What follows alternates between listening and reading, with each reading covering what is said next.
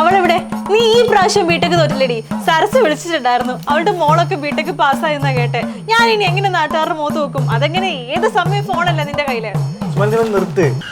ഇവളൊന്നും കാര്യത്തിൽ ഇങ്ങനെ പണ്ട് വലിയ പ്രതീക്ഷ ഒന്നും ഇല്ലായിരുന്നു. ഇവളൊക്കെ ബിടെക് പഠിക്കാൻ ചിലവൊക്കെ പൈസക്കൊക്കെ വേറെ എന്തെങ്കിലുമൊക്കെ ചെയ്താൽ മതിയായിരുന്നു. അച്ഛൻ്റെ അമ്മേനെ പറയാട്ടോ, ഞാൻ മാത്രമല്ലോ ഇത് ബിടെക് പൊട്ടിട്ടുള്ളൂ. ഞാൻ പോകും.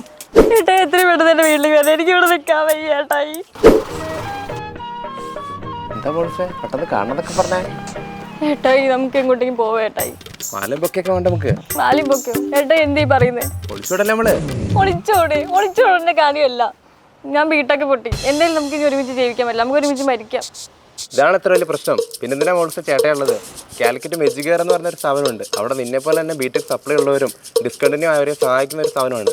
UGC അപ്രൂവ്ഡ് ആണ്. സർട്ടിഫിക്കറ്റിന്റെ വാല്യൂ ഉണ്ട്. അപ്പോൾ എങ്ങനെയാ, ജീവിക്കണോ അതോ മരിക്കണോ?